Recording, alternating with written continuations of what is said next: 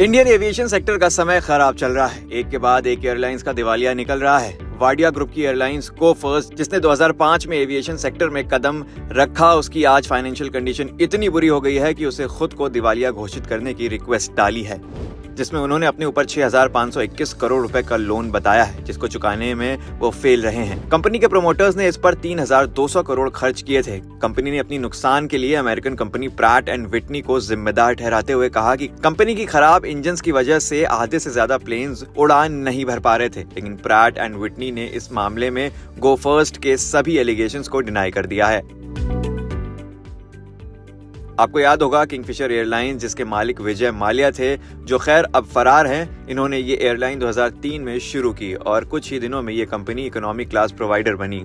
लेकिन बात तब बिगड़ी जब कंपनी ने 2008 में डेक्कन एयर खरीदा। इसके बाद से कंपनी के ऊपर लोन का बोझ चढ़ता चला गया। फिर 2012 में कंपनी का एयरलाइंस लाइसेंस कैंसिल कर दिया गया और उनके लॉसेस 85% तक इंक्रीज होकर 4,301 करोड़ तक पहुंच गए। एयरलाइंस 14,000 करोड़ तक का मोटा पैसा लेंडर्स, एयरपोर्ट्स और अन्य लोगों को ओ करती है। इसके बाद एक और है जेट एयरवेज, जिसकी शुरुआत 1992 में हुई है।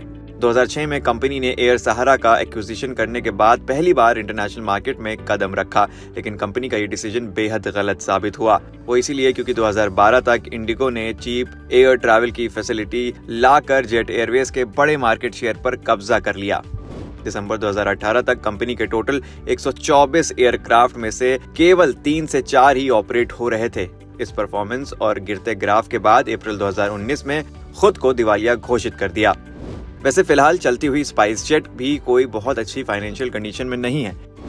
सितंबर 2022 तक लॉसेस थे करीब 833 करोड़, जिसकी वजह से सुप्रीम कोर्ट ने इन्हें कहा था कि आप अपनी 270 करोड़ की बैंक गारंटी एनकैश करें। और वो तो डूबती हुई एयरलाइन को टाटा का सहारा मिल गया, वरना वो भी इस लिस्ट में शामिल हो जाती, जिसको 2022 में टाटा ग्रुप ने 18,000 करोड़ में खरीदा था, जिसका मार्च 31, 2020 तक टोटल लॉस था करीब 70,820 करोड़ का। और ये बात बताई थी खुद minister of state for civil aviation V K Singh ने।